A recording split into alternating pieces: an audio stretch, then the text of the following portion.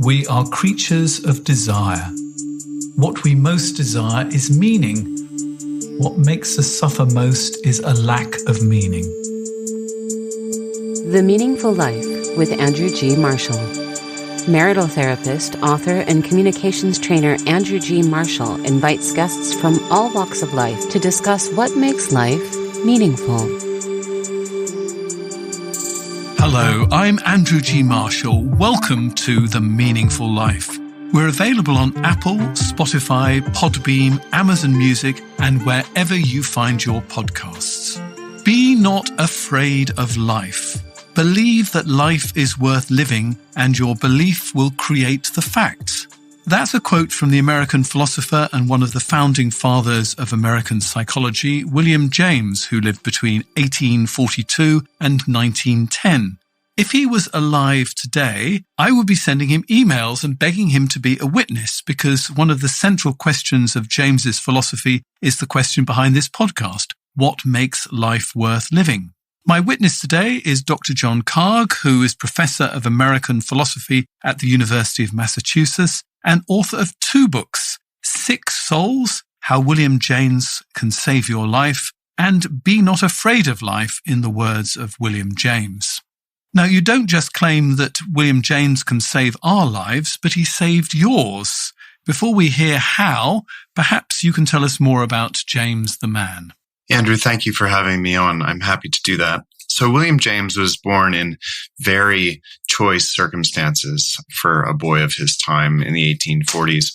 He was born into one of the wealthiest families in New England, and that wealth allowed James and his brother, the famous novelist Henry James, to pursue any direction they chose, which might sound quite nice, but as many of your listeners probably have already experienced, with great choices comes great responsibility and sometimes great anxiety. And James experienced that deeply through his 20s and 30s, sort of a paralysis by analysis. And James sort of entered his 30s with the question, is life worth living? And he tended to say no at that point. He struggled with suicidal ideations, struggled with depression and anxiety.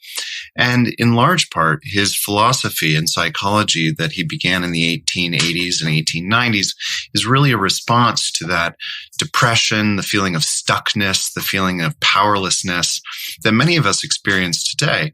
So that gives us sort of like deep backstory, but then I can fill in the sort of intellectual history aspect of James as we move forward.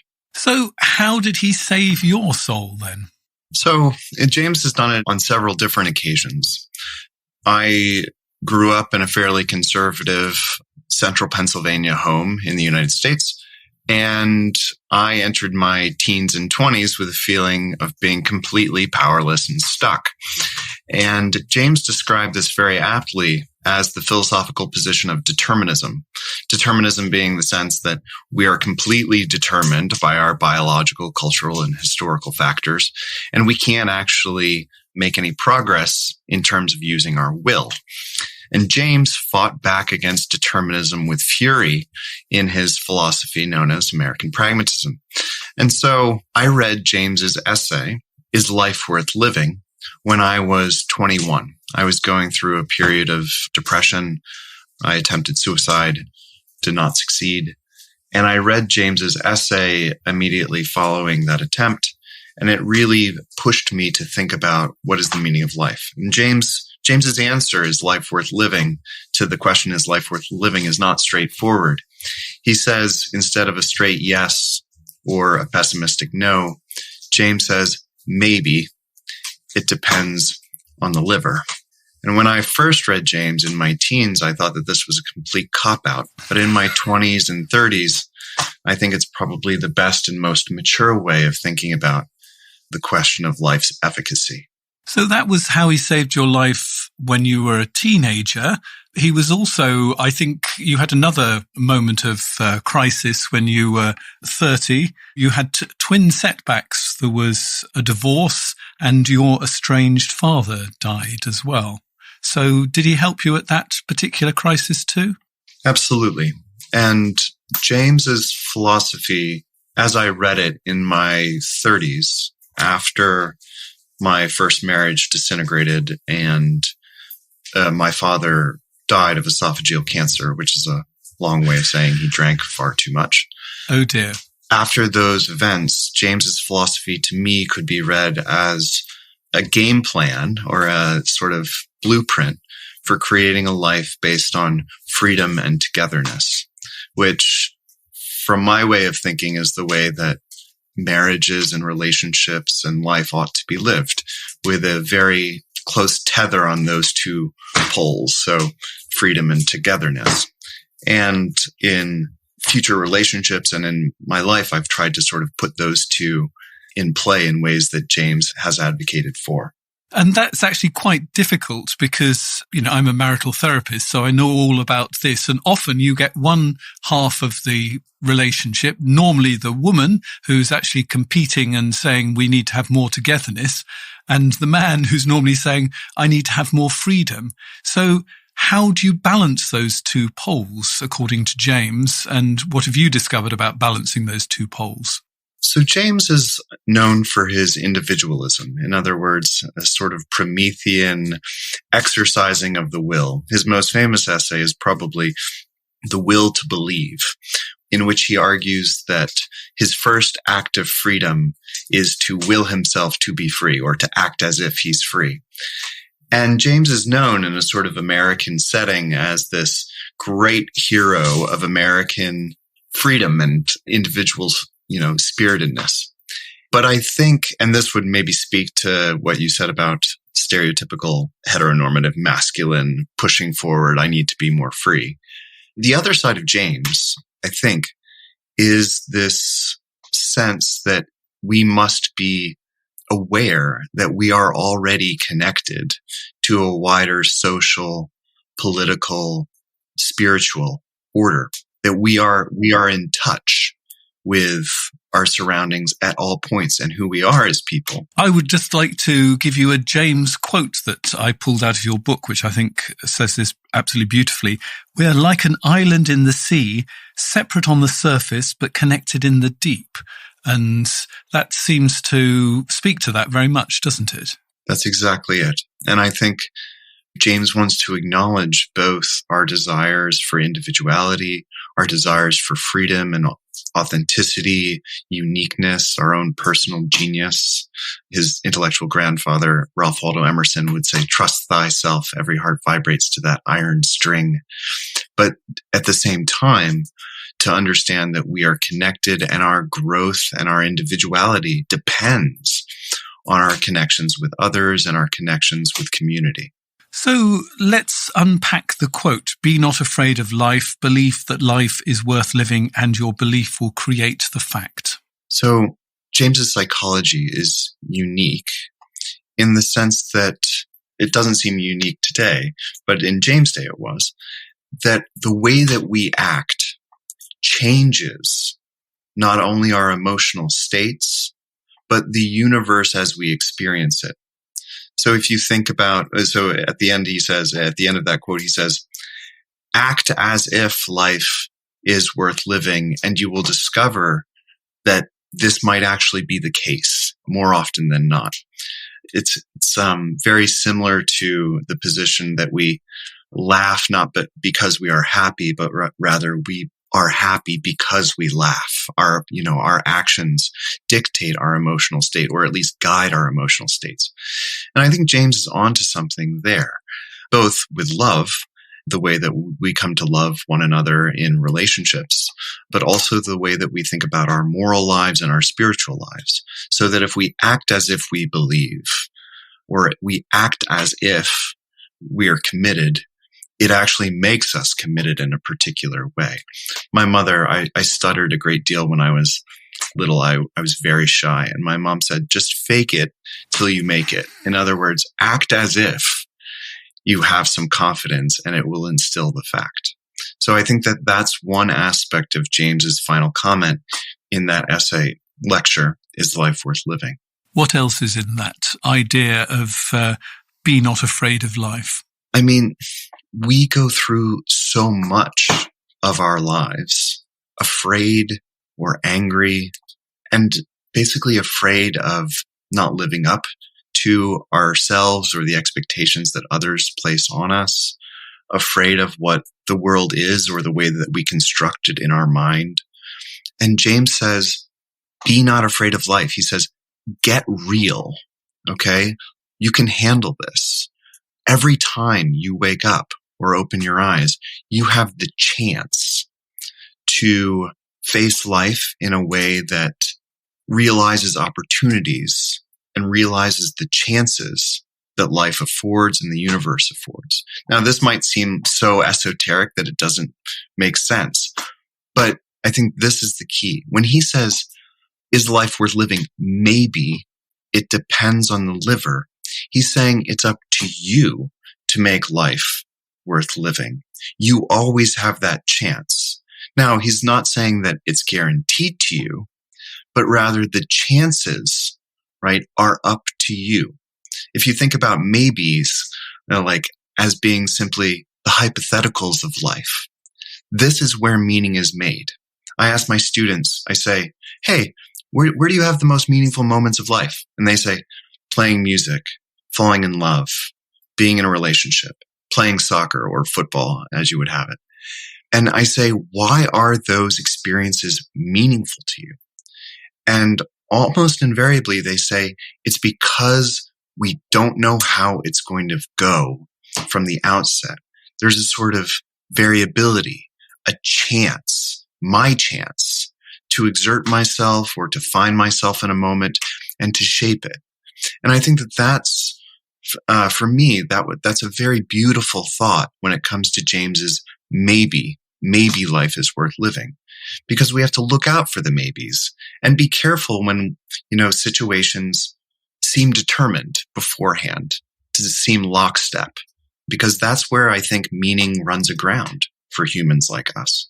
I think that was James's position as well. And in a sense, our life flourishes in the maybes, and our whole life is about negotiating a way through the maybes, whereas we sort of want life to be full of certainties.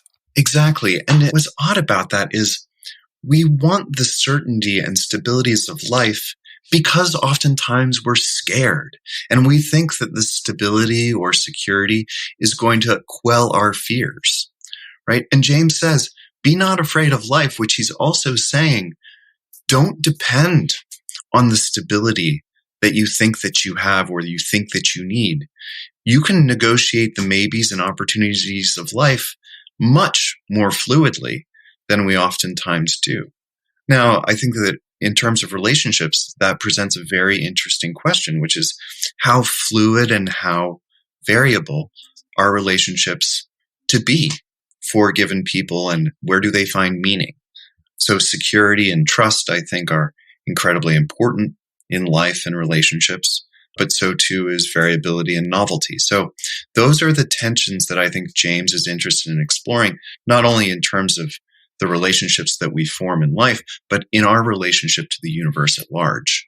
And actually saying maybe rather than no to our partner, to life, is a far more creative sort of kind of thing to say. That's exactly right, Andrew. I think what's especially interesting is that James doesn't give us either of the two binary ways of answering that question. He doesn't say, no, life is not worth living, or yes, 100% all the time, life is always, or my partner is always there. There's a type of variability in the maybe that I think James wants to offer us as the fertile ground of making meaning. And perhaps both of those answers, the lockstep yes or the lockstep no, aren't sufficient. Because nobody wants just a blank yes. They want a hell yes sort of kind of thing.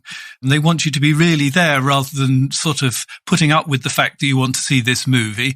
And, do you want to see this movie? Maybe it's possibly a better answer, because then you can actually discuss together whether you're going to see the movie rather than just giving in or saying no way. That's right. I mean, I'm thinking a little bit about this, and I've been married 3 times.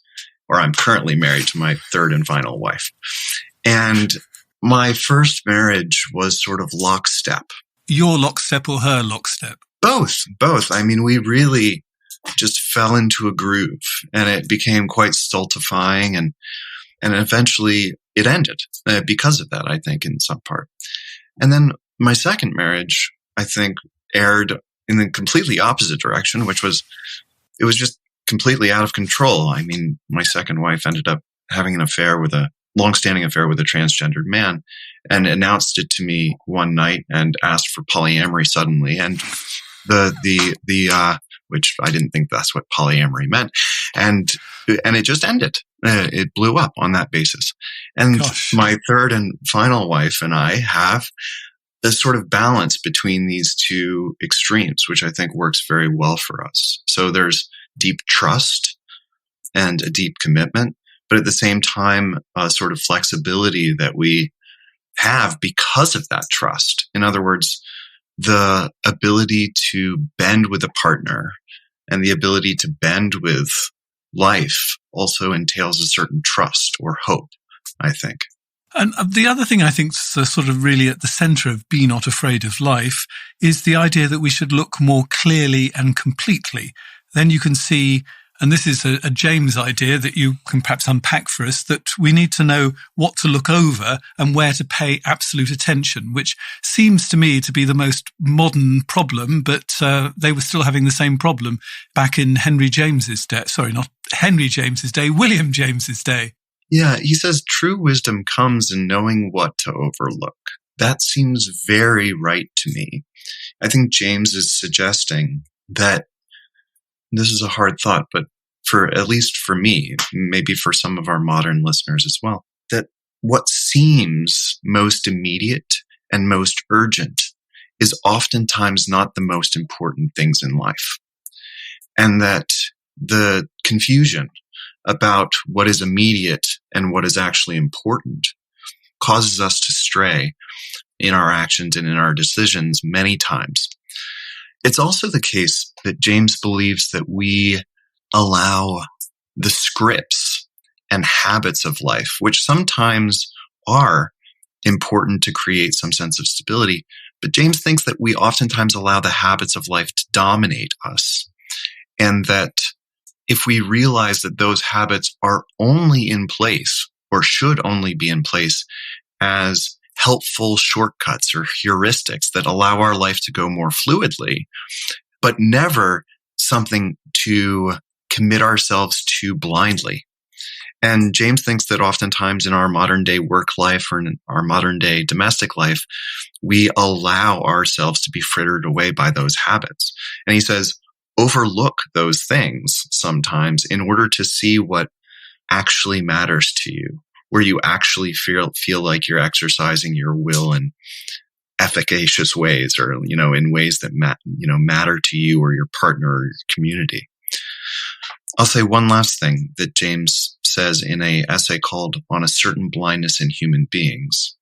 James says that we have a sort of innate self-centeredness, which makes it very difficult to see the inner lives of others as vibrantly as we experience our own lives. Oh, that's so true. It's very difficult for me to look at someone different from me, like a loved one, for example, and understand that they are making meaning in ways that they find meaningful and zestful, even if I can't understand it. And I think that that's an insight that has helped me many times, both in raising kids and also in dealing in relationships and friendships. And one of the problems of modern life is we feel that if we're going to have a successful relationship, I have to see the world in exactly the same way that you need to see the world, and then it's going to be fine. But if there's a conflict, then the two of us can't actually live together. Right. And James is suggesting that that perfect identification is not only unrealistic, but also unhealthy. So he says that the particularity of individuals matters, not just in the sense that it keeps our relationships vibrant or diverse or interesting, but because that's the way the universe is. When you look at persons, they are perfectly unique. And part of the beauty, I'm thinking about Thomas Merton. Merton says that love is not a package. It's not an exchange. but rather it's a type of message from one individual, perfectly unique individual, to another about what their innermost self is. And it's not the request to change the other person, right? It's not the request to be changed by the other person. I think James would agree with that. How does it fit together for him being a philosopher and being a psychologist? Because it's an unusual combination. I mean, it's very appealing to me because, I come from the psychology part of it. But how did these two parts feed into him? During the 1890s, during the end of the 19th century, these disciplines actually weren't divided at all, which is curious. I mean, at Harvard in the 1890s, the philosophy department was the home of the first psychology laboratory in the United States, founded by James and Josiah Royce and Herbert Munsterberger and a number of philosopher-turned-psychologists.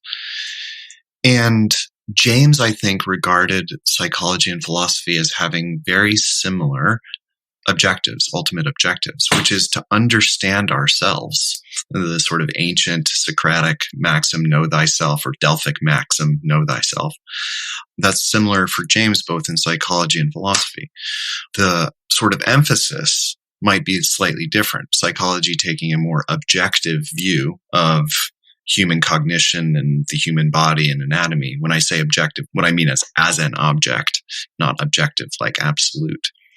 Whereas philosophy is a bit more broad in its approach. But I think that the objectives for James were the same. And I'm sort of sitting here thinking that maybe my discipline, which is the psychology end of it, is actually much poorer because we've lost the philosophy end. It's become very much, how do you make somebody less depressed, give them this medication, pull this lever in a sort of cognitive behavioral therapy kind of way, and doesn't actually look at the underlying philosophy that's actually in somebody's head. And this is something else I was thinking very much as I was preparing this program. Us sort of non-philosophy people think philosophy doesn't have anything to do with us. We don't actually have a philosophy. But actually, if you don't have a philosophy, or at least you think you don't have a philosophy, you have unwittingly taken on somebody else's philosophy. And if you don't know what that philosophy is, it could quite easily be sabotaging you. Does this make any sense? It does. I mean, there's this place in David Foster Wallace's Kenyan commencement address called This is Water, where DFW says, everyone worships. In the trenches of life, everybody worships. It just depends on what you worship. Okay. And our default is to worship the machine of fame and power and money and insecurity and fear. And if we don't have a conscious sense of what we're worshiping, we're probably worshiping something already. We just don't know it. And I think that comes very close to your position, which is I take to be that we all have a philosophy. Right? Some of us have a more conscious or self-reflective philosophy than others, but everybody is living out their thoughts, okay, and living out their ideas and beliefs. But oftentimes those ideas and beliefs aren't actually investigated to see if you actually believe these things and why you believe these things. You might have belief, but do you have what philosophers might call justified true belief? In other words, do you have good reasons? And I think that one of the points of teaching for me is to get my students to think through what their philosophy actually is. I don't want them to become a Kantian or a Hegelian or a Platonist. That's not the point of philosophy. Philosophy, as I teach it, is think about your beliefs, your most cherished, your most deeply held beliefs, and actually scrutinize them. See if they hold up under both logical investigation, but also against experience. Like, do your thoughts and do your beliefs allow you to live a more flourishing life? Or do your thoughts and beliefs lead you to live a more stultifying one where you actually question the meaning of life? One last thought about a really astute comment that I thought you made, which was, we oftentimes think that philosophy has nothing to do with the business of living, and has nothing to do with psychology, where you sort of pull the chemical strings and then make someone feel better just by virtue of, adjusting their anatomy. my mom was an existential psychotherapist, and she was a great fan of Irving Yalom and also Viktor Frankl.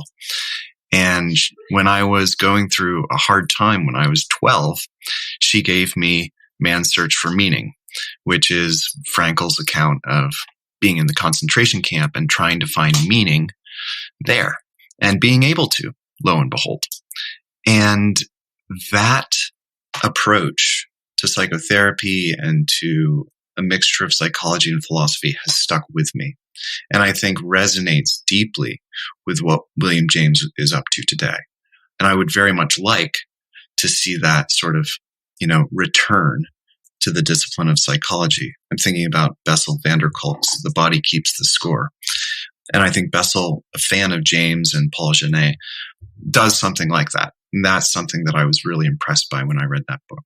And somehow having your thoughts sort of reconfirmed or lifted up and expanded by somebody who has spent a lifetime thinking and has gone into things very deeply sort of helps you feel you're in the right path and gives you courage to go on, I would say, as well. I think that's right. I also think that philosophy, whether you like it or not, okay, when you watch yourself decay or when you watch your loved one decay, you're going to have philosophical questions.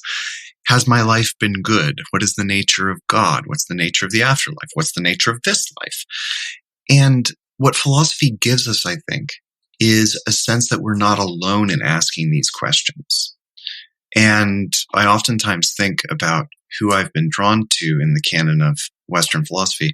And it's oftentimes men and women who have suffered in at least orthogonal or similar ways as I have. And it feels like I have a companion, at least in the misery of life, which is some solace, I think, companions in misery. Because another one of your companions is Nietzsche. You went hiking with Nietzsche. Well, not actually with Nietzsche, but with his spirit, so to speak, because obviously you're not old enough to have been around for Nietzsche to meet him in the flesh. That's right. I mean, I made two journeys with Nietzsche, one when I was 19, and a professor gave me the money to go to Sils Maria and live in the Nietzsche house, which is now a museum, for 9 weeks. And I went hiking with Nietzsche, and I investigated what, Nietzschean freedom might mean for a 19-year-old. And then I went again when I was 37 with my family. And I discovered that Nietzsche, who is usually regarded as the most juvenile of philosophers and someone who you're supposed to get over in your teenage years, the sort of will to power, is actually quite helpful in holding off the complacency when you begin to crest the front edge of middle age. And the book's really about Nietzsche's philosophy as a way to help you through as you combat the complacency of modern life and the complacency of modern relationships, for that matter. And has having children impacted the way that you interact with philosophy? Absolutely. Philosophy is not the be-all and end-all of life, which I once thought it was. And the affirmation of life is not going to be made necessarily in your frontal cortex, but rather in actions and in the way that you live out your ideas and also the way that you respond in very kind of, brainstem ways. And life has become much more practical for me since I've had children. A friend once said to me, she said, existential crisis is a luxury for those who don't have on-the-ground responsibilities. And I have come to think that she is 100% right. And that is what Becca and Henry have taught me. So we have two children, a 10-year-old and a 5-year-old. And it basically means that I don't have the luxury to have my own existential breakdown. Okay, I am so busy worrying about being a good parent that I don't necessarily have the time to really navel gaze in unproductive ways. Sometimes navel gazing is required for reflective action. But, in my teenage years and in my 20s, I definitely indulged more than I do today. And with your father abandoning you when you were very small, did having small children yourself bring a bit of an existential crisis for you? It did with my first child, Becca. When Becca was born, I was worried that I'd become my father, that I wouldn't be able to shoulder the responsibilities of being a parent, that I would run away. But when Becca's mother left, it was a struggle, but I didn't run away. And it gave me a great amount of confidence that I was not at all like my father. And that then has carried through into my relationship with Henry, my second child. So it did create an existential crisis initially. And was there a philosopher that helped you at that point? Yeah. So strangely, a childless philosopher by the name of Albert Camus. Oh, I know Camus. We had to do one of his plays at school, Caligula, which I don't think would help you at all with those problems, but I do know all about Camus. So tell me how he helped. Caligula would not help. No. So at first I thought Camus would help because he has this book called The Myth of Sisyphus, which is not unlike parenting. You push boulders up hills and then they roll down again and again and again. And at the end of the book, you're supposed to imagine Sisyphus as happy. And that seems like a very nice metaphor for what happens when you're parenting a toddler and then parenting two children. And my wife, Kathleen, and I feel like Sisyphus sometimes. But actually what I think is that the book called The Plague helped me a great deal more. And The Plague, in a nutshell, is about obviously suffering through a quarantine city, going through the plague, but then finding ways to be compassionate and level-headed and sticking it out in really meaningful, simple acts of self-sacrifice. The main character, who's a doctor, stays. There's an expression from American football, stays in the pocket, which means the whole field can be going crazy and you just stay in the pocket and you just settle down and think about what you can do to help in small ways. And I think Ryu in The Plague does this. The doctor does that. The physician does this. And there's one character from this play that I think is particularly helpful to me, which is a character by the name of Rambert. And Rambert dreams of escape all the time, escaping the city of the plague. And he's very unhappy for most of his life where he's dreaming of escape. And it's only when he gives up on escape and actually starts investing in the people around him that Rambert finds meaning and finds a life worth living. And I think that that's a sort of Jamesian moment of, oh, I can still make a difference in my small little ways, and I need to give up these grand hopes and just notice what's going on around me. And I think for parenting, that's been particularly important to me because as parents, I think we're apt to give ourselves over to both grand hopes and grand fears. But if we can just notice what's going on around us, it seems much more manageable and also much more meaningful. We'll have more in a moment. The Meaningful Life with Andrew G. Marshall. Please follow us on Twitter, like us on Facebook, and visit our website, andrewgmarshall.com/podcast, where you can join our supporters club and unlock bonus material and other benefits. How can I help you have a better relationship? There's nothing I like better than talking to some of the world's top sex and relationship experts. It helps me learn and grow, and that's why I've started this podcast. But what makes my life meaningful is writing and teaching. That's why I've written 20 books on relationships, which have been translated into 20 languages. They fall into two categories. Firstly, improve your relationships. In this category, I'd like to recommend Happy Couple Handbook, Powerful Love Hacks for a Successful Relationship. I cover constructive arguing, be a better listener, use carrots rather than sticks, and how to forgive and move on. In the second category, which is called Rescue Your Relationship, I have books like I Love You But I'm Not in Love with You, my international bestseller, Can We Start Again? 50 questions to fall back in love, My wife doesn't love me anymore, and my husband doesn't love me anymore and he's texting someone else. You can find out more about these books, along with details about how to get involved with the show and send in your question to be discussed with my guests at my website, www.andrewgmarshall.com.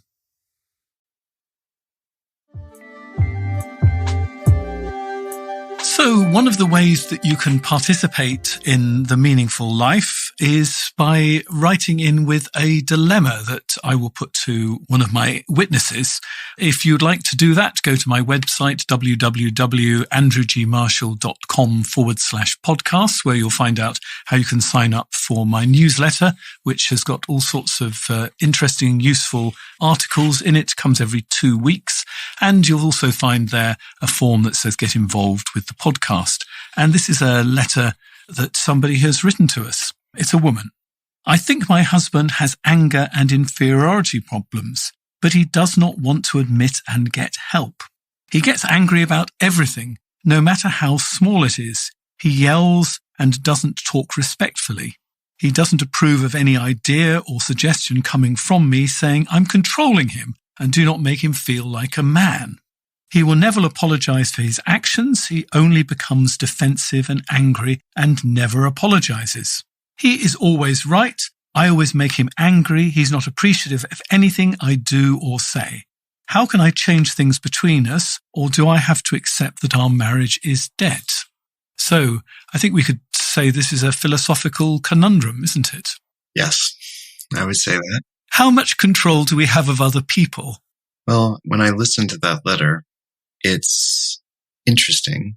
At the end, the writer says, how can I change things between us? And I think that's a crucial moment in the letter.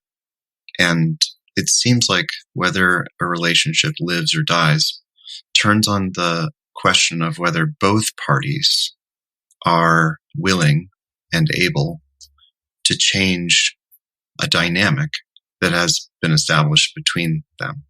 And the attempt to change one another, I've almost always seen run aground. Me too.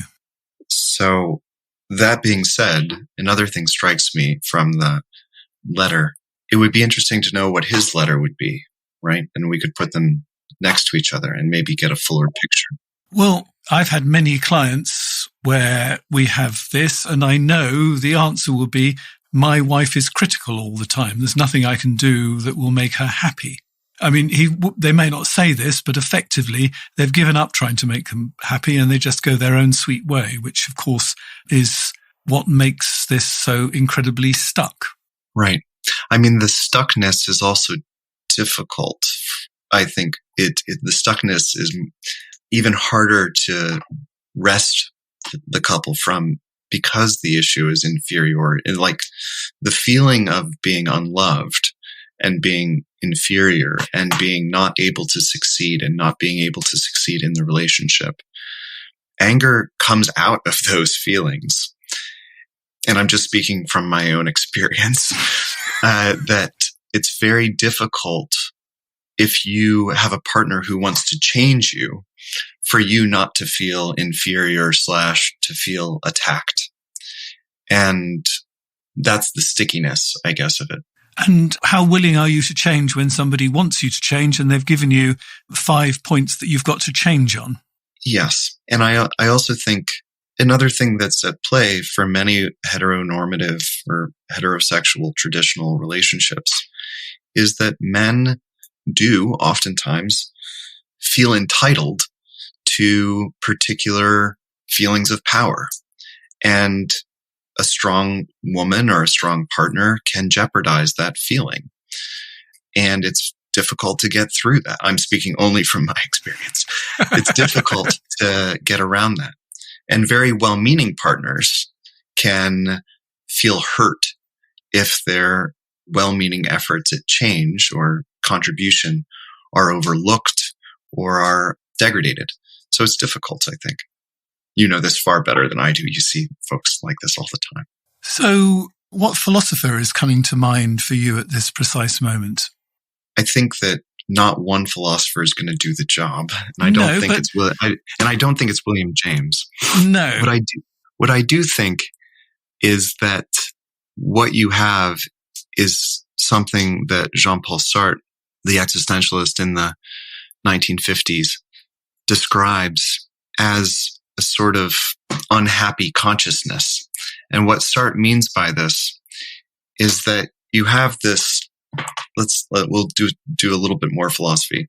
This guy by the name of Hegel says that relationships fall into master-slave interactions. I think we've got a master-slave interaction here. Yeah, I think so too. And the weird thing about master-slave is it's not really clear who's in control. Okay, because the master depends on the slave to be the master, and the slave, well, he or she is mastered. Okay, but really, and this is the difficult thing about getting out of master-slave interactions, is because both identities have been formed on the basis of the other. Okay, and so there's a lot invested in the slave remaining the slave and the master remaining the master. And Sartre, in the 1950s, 150 years after Hegel, says that this generates what's known as the unhappy consciousness, or rather that you end up with the unhappy consciousness, period. That's all you get out of these interactions. I think a solution to this type of situation is actually to get back to the sort of basic vulnerabilities which love is grounded in. What I mean by that is not that love is not just fulfilling a need, but rather the realization that each of us as human beings has certain vulnerabilities and requires certain care. Not requires, but calls for certain care. And this is, I think, very difficult, but creating a space of vulnerability for both parties where they can be open about how they're feeling, why they're feeling it, what's behind some of these feelings. So for example, is sex behind these feelings? Is money behind these feelings? Is a history of abuse behind these feelings? This type of vulnerability and this type of deep backstory might allow, the master-slave dynamic to be alleviated. I mean, that's just using philosophy. No, but I think it's really interesting because it brings us a different way of looking at it. I mean, my sort of psychology kind of response is going to be the one person you can change is yourself. So you can't change your husband's behavior, but you can change the way that you react to him. So first and foremost, I would say choose your battles. So actually you're not fighting over the things that aren't important. See what happens if you let stuff go that is less important to you. By that way, have less anger yourself, because unfortunately he's coming at it with anger. You're coming at it with anger as well, or defensiveness. So if you can actually think about what can I do differently, that's going to be much more productive than what can he do differently. Often, unfortunately, the answer to what can I do differently is not care or leave, but there are other things that you can do differently. I mean, that's a very stoic way of approaching matters. Stoicism, basically, the ancient Stoics believed that you can adjust your mindset to the world, but you can do very little to adjust, the world to your mindset. I think that there's something to that. I also think one of the deficiencies of Stoicism is that it does breed a certain resignation. In other words, a feeling that you can't change the world, but you must do some work on yourself. And oftentimes Stoics feel like that's slightly unfair. Why do I have to change myself, right? If this situation is ostensibly and maybe even objectively repulsive or unacceptable. And I wonder I'm going to ask you a question. At what point would you say this is simply unacceptable? Well, the fact that she's asking the question, is my marriage dead? Should I accept this? I think it's always worth doing an experiment and, give yourself something like 6 months and seeing if I focus on what I can change and what I can do differently, what is that going to be like? because our temptation is just to cut and run. And unfortunately, cutting and running, what we learn from that is actually what was wrong with that relationship was I was there with the wrong man. And if we don't learn the lessons ourselves, we often end up in the same relationship again, but just with a different person, or the same relationship, but actually we're playing the stubborn, stuck person and our partner's saying, please change. So it's worth experimenting, giving yourself a certain amount of time to see what can I do differently? What can I learn from this rather than rushing blindly into the future? I mean, to me, if I was going to be 100% honest, I think this marriage is dead. But the fact that she's writing to me asking, is this marriage dead, suggests that for her, there is something still there. And I think it's worth trying to investigate how she could change, because actually there's nothing she can do to change him, because actually she's done that to the point that he's actually refusing to budge. Right. I mean, I think that I'm not sure if philosophy has something to say about this, but personal experience might. I mean, oftentimes what is being argued about is not necessarily where the pain actually is. And trying to figure that out is difficult, but probably necessary. And it might lead to some very uncomfortable conversations, but I think it's worth having those conversations. I think what you say is very, very on target when it comes to just simply leaving, just replicates a similar dynamic. I can tell you that for sure. And I think being left can have the power to make you wonder, who am I and why, how could I do better? And that's where, that's one of the reasons. Oh, go ahead. I was going to say, and that is where the juice is. Yeah, exactly. And what I do know about the current relationship I am in now is that we are committed to that question of what can I do? But it really requires both people to do it in some cases. Yep. As I say, I'm not incredibly hopeful, but I am hopeful for you because you're asking these questions. And I would like you to be the person that leaves with learning rather than the person that just walks away, because it's actually a much better position to leave having learned. And probably you're going to learn more at this moment when things are reasonably calm than when the two of you have actually gone to fighting with lawyers and it's getting really nasty. Then you just learn that you hate the person's guts, which might be very true, but isn't going to help you very much in the long term. But, you have 100% of our condolences because it sounds like hell, to be perfectly honest. So we've basically been running out of time. So I have to ask you, what makes your life meaningful?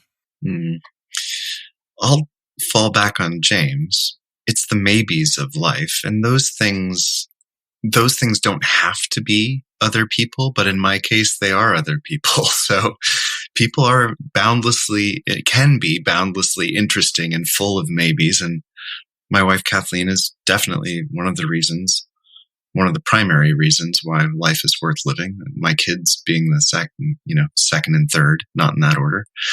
And then teaching close behind. So my interactions with people make my life worth living, which seems like it seems sort of like no duh. But the way that I think about those relationships has changed remarkably over the years. And it's not about having the relationships, like owning the relationships, but experiencing the relationship in a particular way through the maybes and realizing the variability of life. And I mean, I went through cardiac arrest and bypass surgery when I was 40. Wow. And Kathleen was with me at the time. And for the first time in my life, I had often thought that to be loved, I had to do something. I had to be a certain way. I had to perform certain actions. And for the first time in my life, I could do absolutely nothing, right? And it turns out that she still loved me. And it was the first time that I actually didn't feel like I had to, stand up and perform in order to garner affection. And it gave me a clue.